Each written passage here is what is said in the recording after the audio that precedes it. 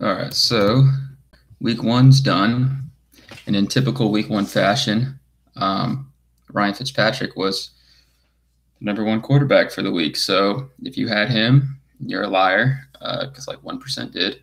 But yeah, so just to recap week one real quick, I hope you guys did well. Had a bunch of good picks, both betting and on DFS, but um, Sam Bradford sucked, which means Larry Fitzgerald didn't do as much as he should have.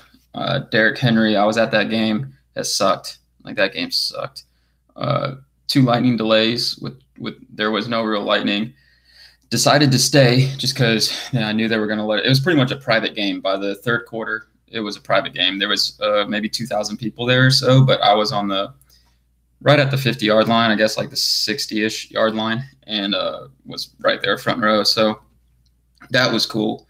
But Derrick Henry was my number one running back for the week, and they called him back on a 60-yard touchdown run. And then that was it. He was never in the game ever. So Derrick Henry hurt me. Kareem Hunt hurt me a lot because Kareem Hunt was one of my pivots off Kamara. That hurt me. But yeah, other than that, like called Keenan Allen. I like that, even though his matchup was supposed to be kind of tough. I liked, obviously, AJ Green. Once James Conner came out, I put him in everything. Once the weather came out for Cleveland game, I hopped off of Antonio Brown a lot more than I had him for Michael Thomas. I started adding in Mike Evans because I knew he'd be low owned. I've had a lot of Mike Evans. I did horrible, though, just because Derrick Henry and Kareem Hunt were in so many of my lineups. And that happens. Oh, well. Cam Newton was one of my main guys.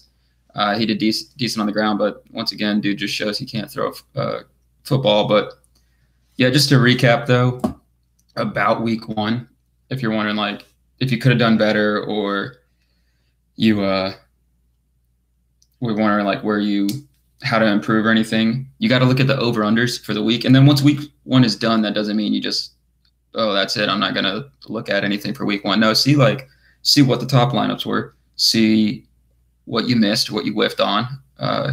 Like for me, yeah, Derrick Henry's 60-yard touchdown got called back, and he was never on the field. Like Dion Lewis was on the field the whole time. Pass protections. I guess Derrick Henry can't block a guy, but a 5'8" guy can. I don't know. Yeah, so Dion Lewis is tiny in real life, and Derrick Henry is massive in real life. I already knew that, but good gosh. Oh, and I got to see Brock Osweiler. He was a goofy-looking dude, but 6'8". You guys know anyone 6'8" that's not goofy looking?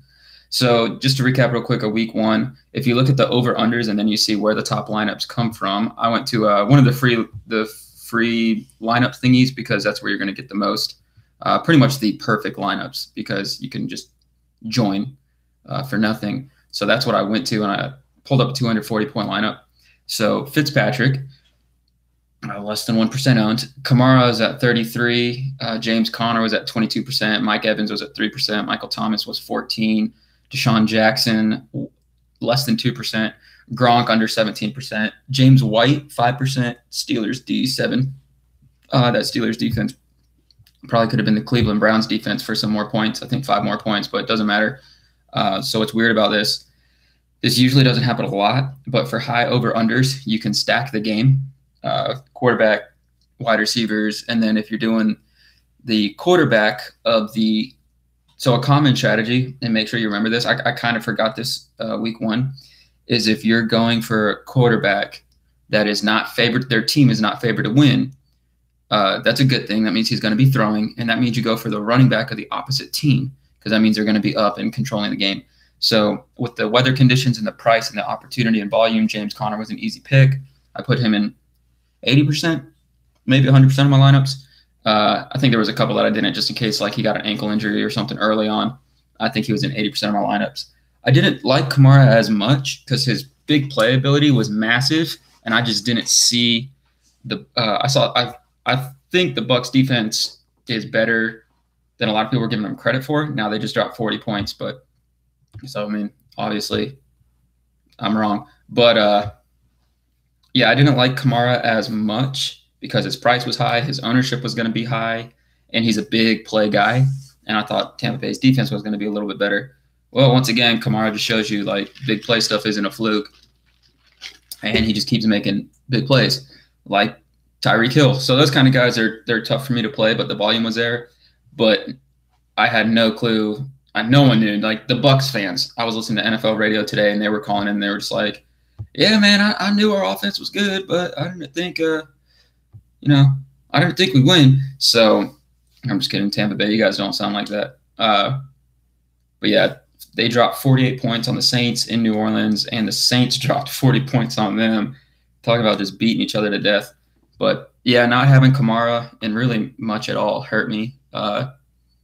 Having Michael Thomas and Mike Evans helped. My buddy got me on Kenny Stills, so that helped too. And then I was big on Gronk. The whole Ebron getting a touchdown instead of Jack Doyle sucked. And then when they were coming back, marching down the field, Doyle got the fumble. And Eric Ebron got a touchdown. Don't think like, oh, Doyle sucks, I'm using Ebron next week. Doyle got targeted twice as much. So, and then at the end of the game, I know it was middle of the field, so you're going to target the middle of the field more because the defense is going to play on the sidelines. But Doyle was targeted more as well. And the Colts are going to be behind. That just gives more touchdown opportunities for Doyle. They're going to have to throw. They don't have a run game. They don't have an offensive line. Even if they did have a running back there, they couldn't run the ball. So just make sure you're keeping in perspective games to target. The over-unders, I try to target games that are over-unders greater than 48 points. So look up the NFL, the Vegas betting odds, or the lines for the week. Last week, it was Cincy, Indianapolis, 48.5, Tampa Bay, Saints, 49.5, Houston, New England, 51, and Chiefs, Chargers, 48. Chiefs, Chargers was 66 total points. Houston, New England was 47. I didn't like the over on that one because I thought both defenses were good. And then Tampa Bay, New Orleans, you guys know what happened there. They almost doubled it. And they pretty much did. It was 88. That's crazy. And then Cincy, Indy was 57. And that was a late pick 6. But look at these games because all of them hit their over-unders minus the New England game, and you could have targeted these games. Now, I've never seen lineups that are so heavily targeted in just a couple games like this winning one. You pick the Tampa Bay quarterback because you think they're going to be down. He has to throw plus the ownership, and then you get the chalk running backs. There was only the total amount of games this guy targeted. It was the Pittsburgh-Cleveland game, Houston-New England game, Tampa Bay-New Orleans. That was it. He targeted 3 games in one. So if you lost money week 1 and you're like, man, that sucks. Like, don't. Ryan Fitzpatrick is not going to be quarterback 1 every week.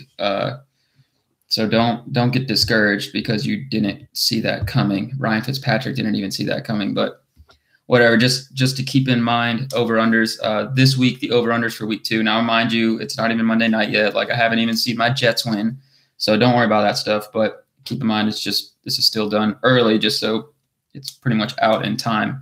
But the over-unders that are right around 48, 47.5 or greater than 48. Indy at Washington. Washington's favored to win by 5. This means you're probably going to see another 50 pass attempts from Luck, which I think you're going to see all the time, and that makes Luck one of my favorite quarterbacks. He is 7,500. Which should be favorable weather conditions in a defense that I think is overrated. If you saw him against Arizona, you thought they were great. I don't know what happened with Arizona. I don't know what Bradford was doing, but either way, I think Luck throws for well over 40 pass attempts, closer to the 50 range. And if you get 50 pass attempts from Luck, he's going to get you over 300 yards easily. You're going to get the bonus on DraftKings. He's going to get a few touchdowns. I think he cleans it up. He always gets an interception. It's like, it's not luck if it's not. And then he goes and tells the other team, good job, like good catch, and gives them the game ball, But I really like Luck there. It's 47.5 implied total, good weather conditions, and Washington's favored, which means Luck gets to throw the ball. So I like Luck a lot right there. KC at Pittsburgh. Pittsburgh's favored to win by 5. Patrick Mahomes just came out and showed the world, like, hey, I can play football. He was confident. He could run out of the pocket and throw on the run. He was extremely confident and aggressive. That was insane for him to just be able to throw it that hard and downfield. Obviously, we all know he's got a cannon, but the dude dropped freaking dimes to Tyreek the Freak. So if you drafted Hill and you played him, good for you. Like, you're going to get games like that. You're also going to get games like Kelsey and Hunt, where he's just not used because they don't need to use all their weapons. They have so many. Sammy Watkins is going to have a couple good games. Hill's probably going to have, massive games. Kelsey and Hunt are going to be consistent, but they got a lot of good weapons, period, on this offense. They still got Andy Reid, and this quarterback looks like he's the truth. So I'm trying to block out that light. But yeah, so you got Kansas City is away, and Pittsburgh's favored to win. So that means, and it's a high 49.5 implied total. I think Big Ben is definitely someone to play. He's at home, so he's automatically going to get you 30 points. Like, he's playing against a weak secondary. They were better than what we thought, but they didn't do good. Like, they just gave up 300 yards, I think, to Rivers and 29 fantasy points to Rivers. So, and on DraftKings, he would have got you over 30 points. So I think Big Ben throws for over 300 yards and a few interceptions, maybe a few picks. And yeah, I like him. And obviously, anytime I like him, I like his receivers too. Antonio Brown's is going to be a big one. So I don't like Mahomes as much because his price, I believe, went up a lot. And I think the Chiefs always just dominate. Yeah, he is 7,500, Ben's 7,600. I'll take Ben at home coming off a bad game compared to Mahomes coming off a good game. That doesn't mean not to use Mahomes. I just haven't seen enough from him yet. So, yeah, one massive game. 28 points was awesome. They just dominate Chargers in the past. They always have. Now they're 9 for 9, I believe, against them. But next game that has a high implied total is Cleveland at New Orleans. New Orleans is expected to win by 9 points. So that it's in New Orleans. They just got a butt kicking. I mean, yeah, they kept it within one possession, but they just got a butt kicking from the Bucks. And there's a pun there if you want to use it. But now you got the Saints -9 in a 47.5 total. That tells me use Kamara again. But you also might get some Gilsley action because now he's got an extra week to learn the offense. It's going to be really cheap, but you got Cleveland +9, which means I like Tyrod in a dome for 6,600, and he's going to be forced to throw. He's also going to run a little bit. He's got you got a good little rushing floor from him. I do think for his price at 6,600, he needs 13 points to return 2 value, and I think he's going to get well above 13 points. So we're talking 14, 15 points here. But no, I think Tyrod is going to get you your rushing floor. Plus, he's going to be forced to throw it. I didn't like the whole 15 for 40 on his pass attempts. That's ugly. But the weather was horrible, and it's his week 1. So, and now Gordon's back. Like, I love Gordon in this game. Also like Jarvis Landry and David Njoku. Actually, I'm a little intrigued with the Cleveland offense.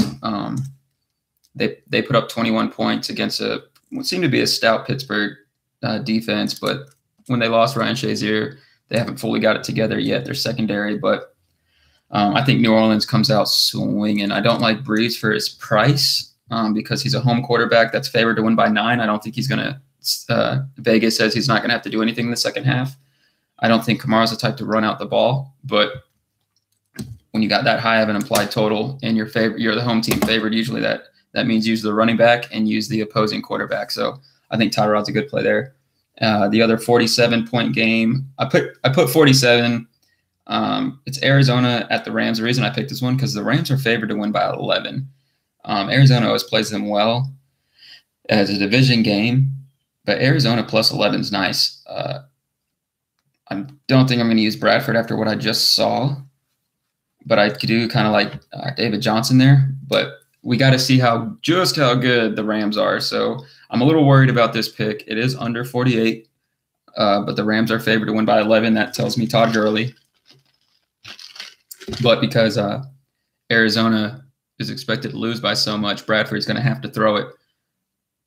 I'm probably not going to target anyone against the Rams, but it's just one of those. It kind of fits the category of Arizona +11 points, Rams -11. So you go with Todd Gurley there. It's going to be good weather conditions. I don't see Arizona. I see them getting together a little bit better week 2. They're going to be forced to throw. They're going to be forced to score. I like them a little bit better. I don't have Bradford written down as a quarterback that I really like, though, just because I do think that Rams defense is going to probably put the shutout tonight and look very, very good doing it. But the other team, or the other game that is 48, is Detroit at San Fran. San Fran's favored to win by 3. We haven't even seen Detroit play. I actually liked Matt Breida. He came out and did decent. Alfred Morris did not. Matt Breida rushed for over 4.2. I think it was 4.2 yards a carry. So not bad. Anything over 4 you're kind of looking for. But he's going to be using the passing game. He's going to be rushing. So anything that's 48 points, good weather conditions. Once again, you could play Stafford there. I wouldn't be too worried about, like, the San Francisco Vikings game was gross. A lot of turnovers on the San Fran part. That Vikings has a real good defense. They lost their corner. They lost Trey Waynes and just slid over a guy. And it worked out even better for him. So they got so much depth back there. It's not even fair. But I think that's how the Vikings are going to be winning all year. That stingy of a defense. And Kirk Cousins is going to do – he's like a more improved Alex Smith. Way better than Case Keenum, but he's a more improved Alex Smith. I don't think he's going to turn the ball over much, and they're not going to ask him to do too much, especially when Dalvin Cook's consistently getting healthier. That's what pretty much I think you're going to be in store for all year with the Vikings. I don't think they're going to have massive games from Diggs and Thielen. I think it's going to be a team effort based off the defense, a good run game. Latavius Murray is going to get some carries too, and you're going to have Kyle Rudolph getting touchdowns. You're going to have Adam Thielen getting catches and Diggs, big playability here and there. I just don't see them really ever having to throw it. So keep that in mind with the Vikings. I'm not, until I see something like, yeah, Thielen just had a good game. If you're playing PPR, yeah.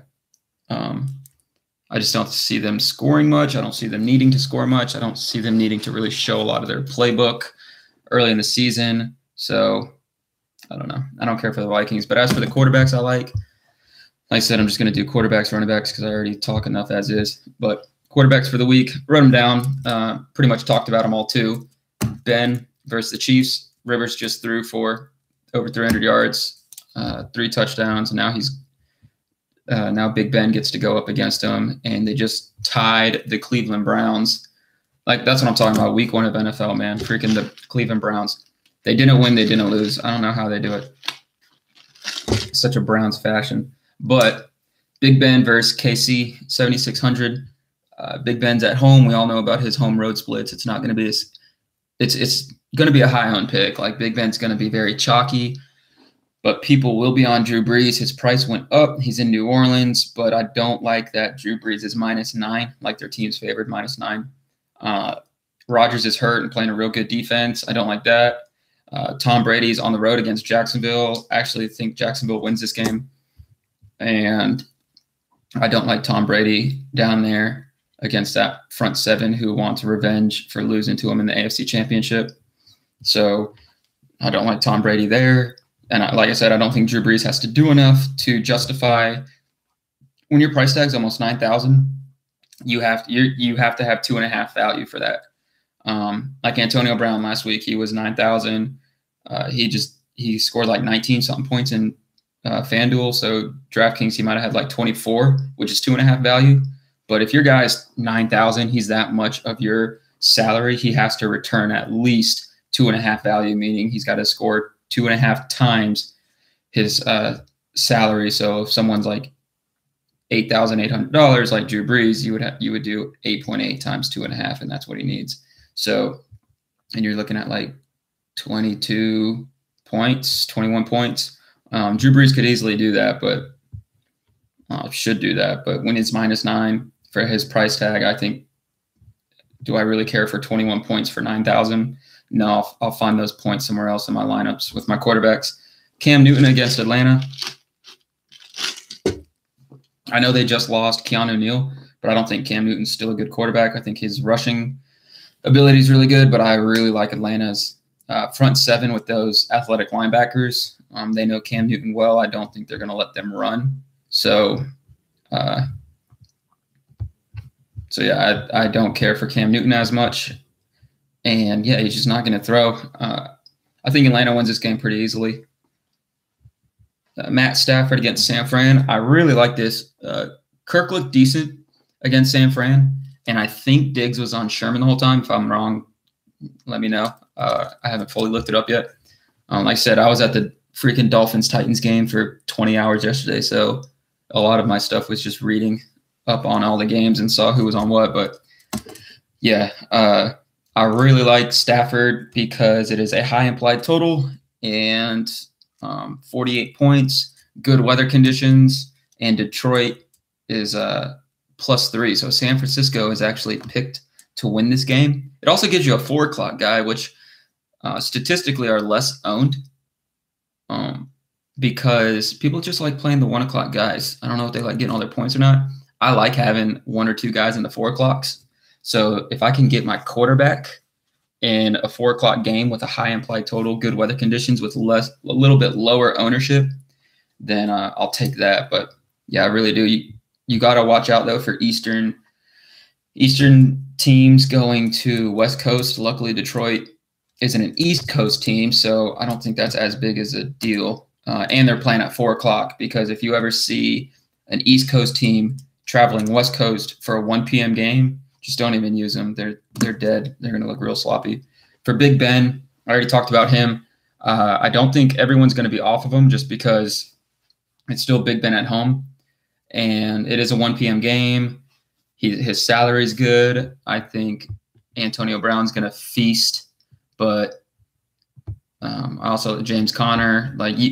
I think this is one of those games you can stack, just like last week with the whole. I mean, obviously Tampa Bay, but a lot of people were targeting Breeze, Thomas, Kamara. I asked my buddy, he's a big Saints fan, even though the guy lives in Carolina. I asked my buddy about, we were on the phone. I was asking him, so who is, I know the Saints are great balanced-wise, really good offense, offensive line, good defense, should be better this year too. But when it comes down to their actual players, they got Kamara, Ingram suspended for a while and getting older, and they don't even like Ingram. They hate Ingram. I don't know why, but you got Kamara, an aging quarterback, and Michael Thomas. You don't have a tight end.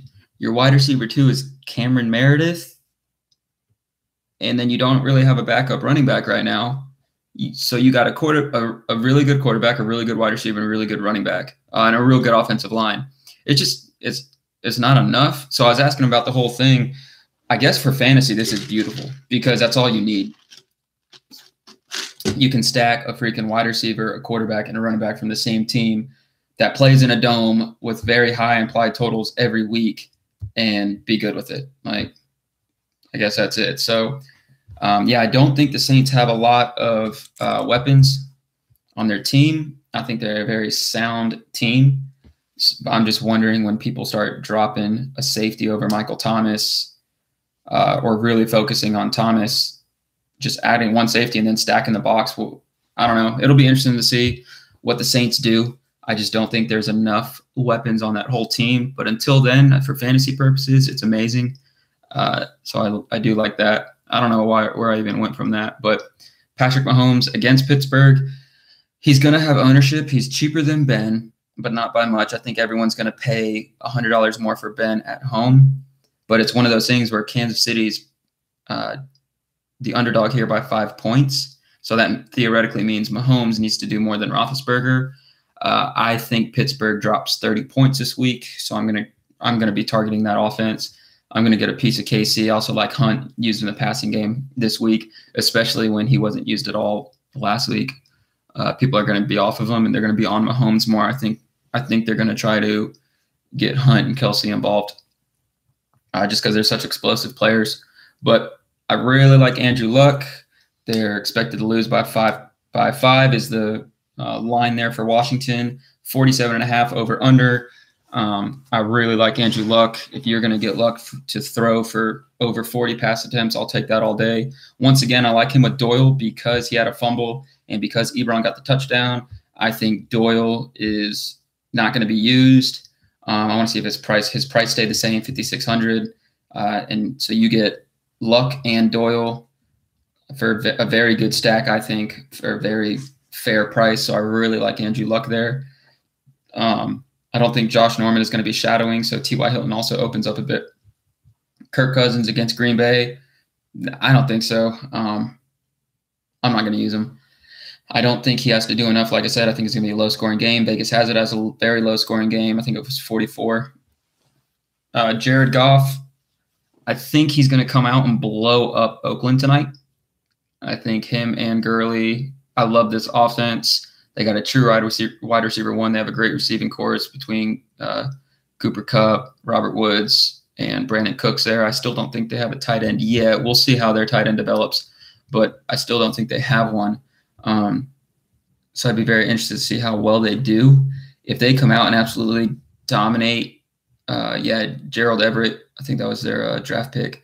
But if they come out and dominate like they probably will against Oakland, I think a lot of people are going to be on them for 7,400.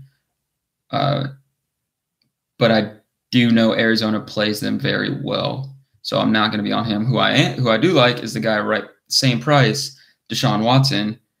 He's going up against Tennessee. Ryan Tannehill didn't look too great against them, but it was Ryan Tannehill, so he doesn't look great against anyone.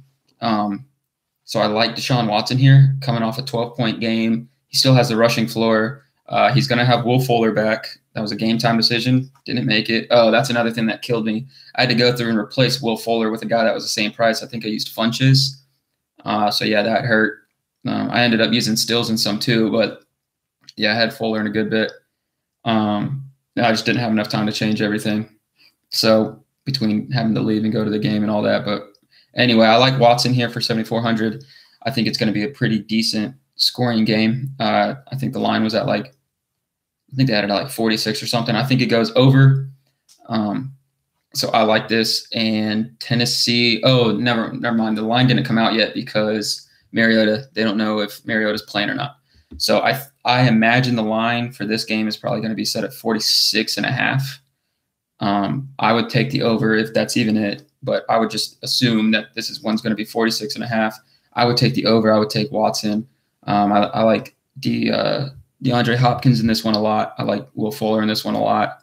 DeAndre Hopkins' price went down to 8,400. So you got Antonio Brown's going to be big. Michael Thomas is going to be huge. And then Julio Jones is going to be there too to play. Tyreek Hill went up a ton. Devontae Adams. You got all these guys that are in this week compared to week one. You don't have all the massive wide receivers. So I think that helps the ownership. I think that evens out the playing field for ownership. Other than that, I don't really care for much except for I don't care for Wentz is hurt. Rivers, don't like him against Buffalo. Even though Flacco looked very good, I like Melvin Gordon a lot more than I like Phillip Rivers. And now it's in Buffalo. They were embarrassed. Josh Allen's probably going to start. I don't see how he doesn't, but yeah, Jimmy Garoppolo is favored to win in a high implied total. I think it's going to be a shootout, so I am going to target Detroit San Fran. So I'm going to have a little bit of Jimmy Garoppolo. He's very fair priced. Yeah, he just came off a pretty bad game against a very good defense. So in Minnesota, week one. So I'm not too worried about that. I think he's going to be low owned in a shootout. So I'm going to take a little bit of Jimmy Garoppolo, but I'm going to have more Stafford. Nick Foles, nope. Matt Ryan, nope. I like Alex Smith a lot. He doesn't do too much, but I do think in a shootout against Indy with a decent implied total of 47.5, I do like Alex Smith there. Marcus Mariota, if he's good, and it says elbow, so that messes with your accuracy a lot. If he's good, and he didn't look good, he didn't look good week one. Then again, a lot of lightning delays and all that, so I'll give that to him, but if he's in there and it's a high implied total, then maybe, but I'm staying away from him. Hey, Fitzpatrick, you guys go ahead, jump on that train. He's averaging over 42 fantasy points a game, so y'all hop on that. Yeah, I don't like Case Keenum either.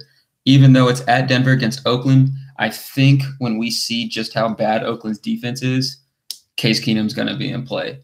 But I don't like Case Keenum as much because everyone's going to be on him. He had a pretty good game. With 3 interceptions, though. So, like I said, I like Seattle's defense more than others, but three interceptions speaks for itself. but now he's going against Oakland, which I don't even think he'll have 3 interceptions for the whole season, for 6,700. And I think people are going to jump on him because he had 22 points with 3 interceptions, and it's a decent implied total. I think that was a 46.5 game or whatever. But I guess I just like 46.5. But I think it was a decent implied total. Denver's expected to win, obviously, but I like Royce Freeman a lot. He's in my running back list. So I could see a lot of people playing Case Keenum. A lot of people are going to hop on. Don't chase points. They're going to be on Emmanuel Sanders. Like, you're going to see Ryan Fitzpatrick's ownership double, 2%. You're going to see people hop on Fitzpatrick, hop on Evans, Deshaun Jackson, even though he's hurt, Case Keenum, Emmanuel Sanders. That's when you can pivot off those plays really easily and use OJ Howard, Peyton Barber. I think he's going to get some usage unless Ronald Jones is in there, stuff like that.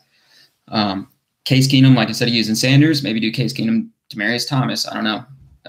But yeah, and then you got Tyrod Taylor down there for 66 in what should be not a shootout. I think New Orleans wins, but a shootout in the sense that Cleveland's going to have to do everything they can to score. So I do like Cleveland because they're +9 and 47.5 points. So I think Tyrod is going to have to get some rushing yards. Plus, he is going to be forced to throw, and he's not going to be as bad as 15 for 40.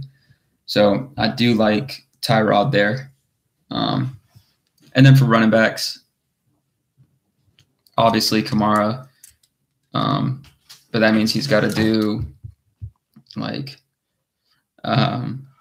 that means Alvin Kamara's got to get 2.5 the value. So no idea who that is. So yeah, if you want to pay $9,000 for a running back, then by all means, I'm gonna have to get a little bit of exposure to him so he doesn't whoop my butt again. But there's a lot of big running backs up here. I'm sure Bell doesn't come back week 2 either. And the longer he stays out, oh man, the more it hurts him because James Conner is the truth. So his only downside last year was he couldn't catch the ball. Fix that. Todd Gurley for 8,900. I don't know how bad Arizona is, but they're implied to win by 11 in what's a 47 over under. So I really like Todd Gurley there. Just 8,900 is hard to pay for when there's some other guys that I really like. David Johnson for 84, 47, like I said, 47 over under. David Johnson's going to be used in the passing game. I really like him for 84 with a little bit lower ownership because Gurley's on the slate. Everyone's going to be on James Conner. His price only went up to 7,000, so that's still fair. But I really like Melvin Gordon as the next guy, so I don't think Le'Veon Bell's going to play next week.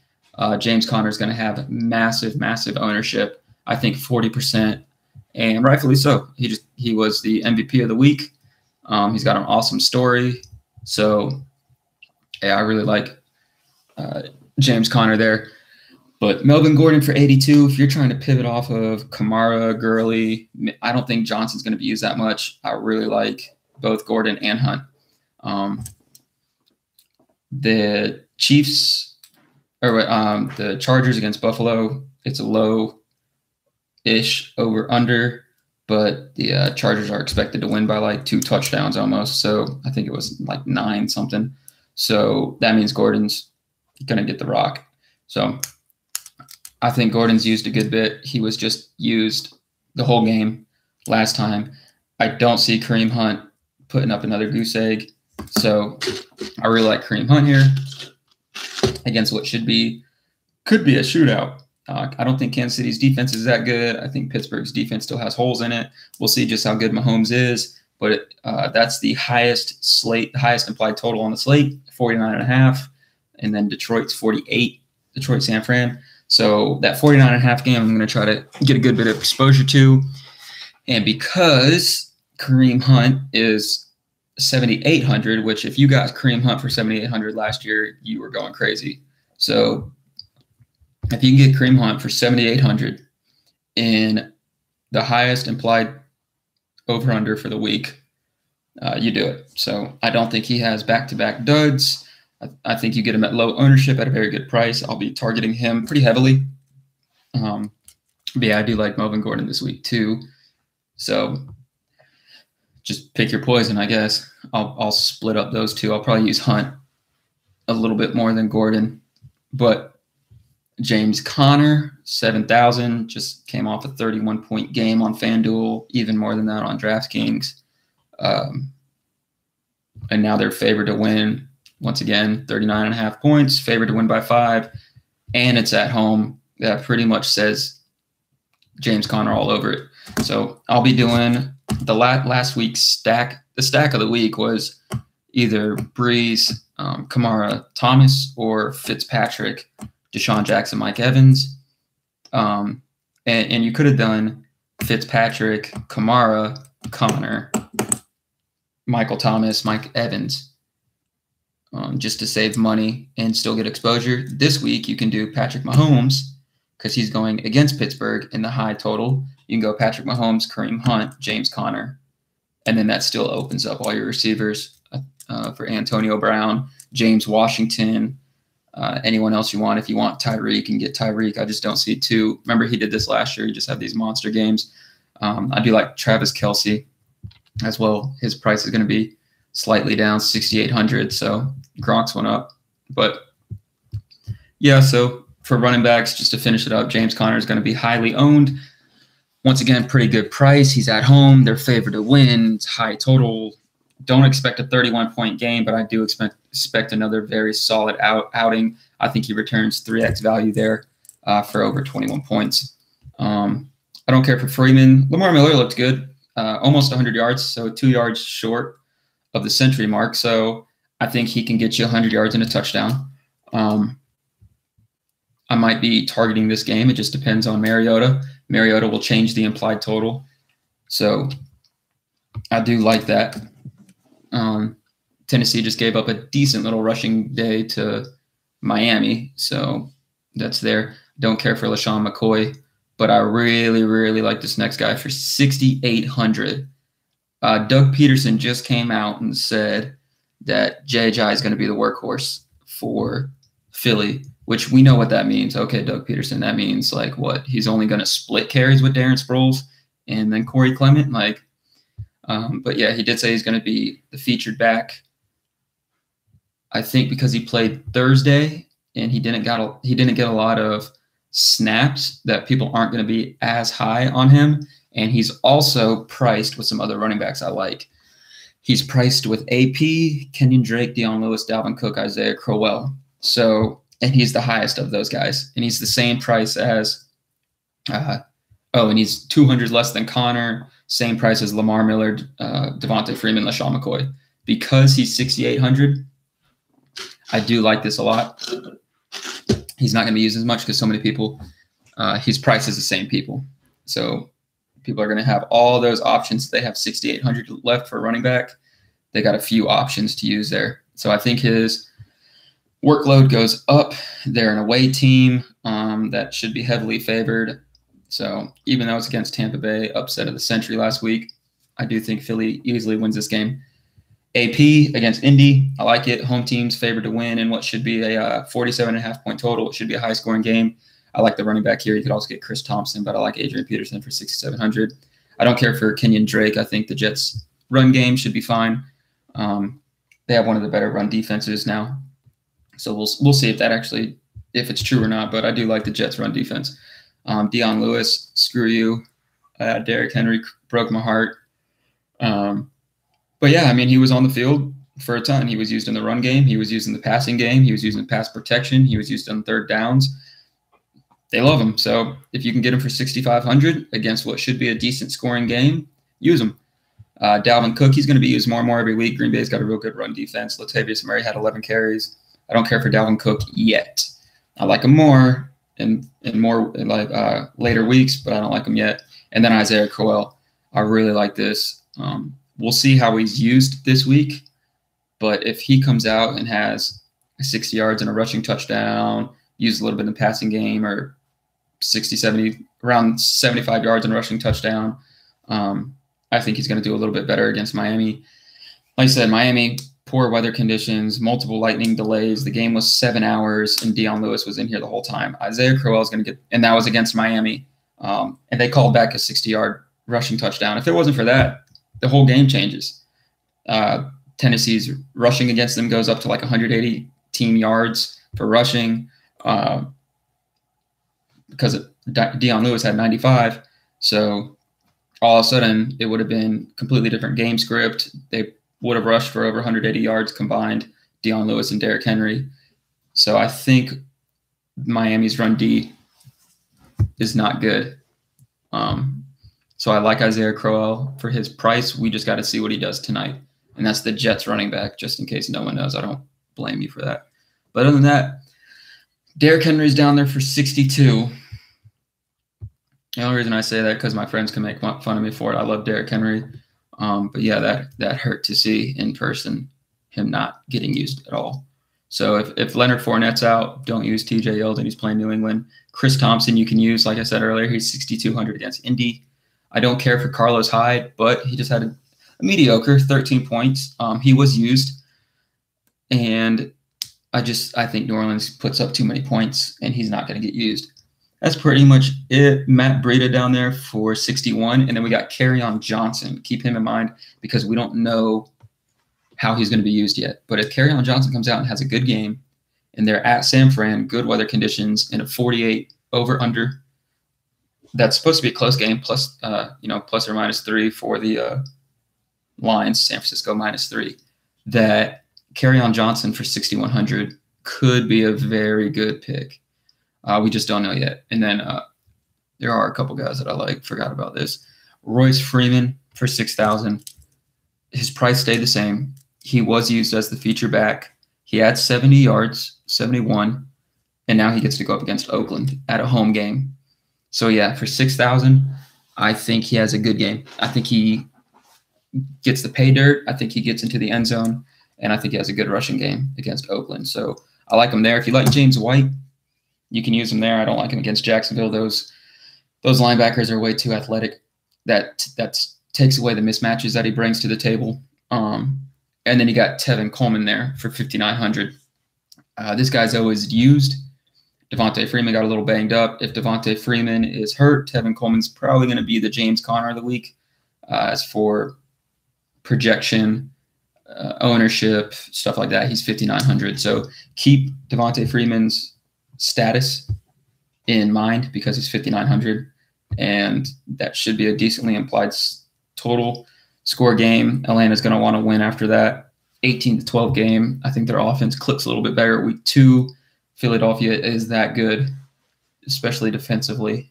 So they're going to be scary when they get Alshon and Carson back. But anyway, for now, yeah, I like Tevin Coleman at 5,900. And if Devontae Freeman is hurt or not even 100%, right now he's just questionable with a knee injury. If he's hurt and not limited, Tevin Coleman's going to be big. So removed from Thursdays, played through MCL and PCL damage last season. He'll have a few extra days to get ready. So, yeah, we haven't really seen an injury update yet. But I like Tevin Coleman. That's pretty much it for my running backs. I talk too much as is on these things. So I'm just going to do quarterbacks, running backs, and then my next video I'll do wide receiver, tight ends, and I'll do stacks in there too. And that way, if you miss the video, all 7 of you, that way I'll hit my stacks, and that'll kind of touch on some running backs or some quarterbacks that I like too. So that's it for now. If you got to comment anything like, hey, who do you like? Different stacks you see. I like that one. One of the guys last week asked about a Flacco. I think it was a Flacco Crabtree. Could have been a Flacco John Brown. And I was like, yeah, I mean, I'm not going to say no to that. You get a cheap starting quarterback in a game that is at home that they should win. I'm not going to say no to that one. And then one guy said Keelan Cole was on the Ravens. So if you're listening and drop a comment, just make sure you're actually listening because it's bad PR, man. But and John Brown did actually outscore Keelan Cole, right? He got that touchdown. So dang, you looking dumb. But yeah, so that's pretty much it. Those are all my quarterbacks, running backs. Let me know who you like. If I didn't mention someone, it's because I don't think they're good. And then I listed Who do I got? I listed Melvin Gordon, Kareem Hunt, James Conner, JJ, AP, Isaiah Crowell, Royce Freeman, and then maybe Tevin Coleman or Chris Thompson as guys that I like, and potentially Kerryon Johnson. It just depends on what we see tonight. So those are my running backs I liked. Big Ben, Luck, Deshaun Watson, Alex Smith, Tyrod Taylor. Deshaun Watson and Andrew Luck are probably going to be my highest 2 owned quarterbacks for the week. Luck is going to have to throw the ball over 40 times, and I think Watson is going to show you a little bit of last year's Watson in that game. So, yeah, that's everyone I like. But, yeah, comment on here. If you like the video, hit a like. I don't care. I'll do videos. I'll be doing live videos. They're easier to upload right away. So, if you subscribe, it tells you when. I'll do my next one tomorrow afternoon-ish. I don't start. I'm just getting paid till October to do nothing. So I start my next job, or my new job, on the 17th. So I get to be a paid bum for another week. So I'll do my next video tomorrow. But I guess it gives you notifications you subscribe, so you can like it or just comment, tell me that I suck, or tell me, hey, I actually like these picks, or vice versa. We'll talk about it. But anyway, hopefully you guys had a good week 1, and then week 2, hopefully Fitzpatrick isn't quarterback 1 again. So good luck.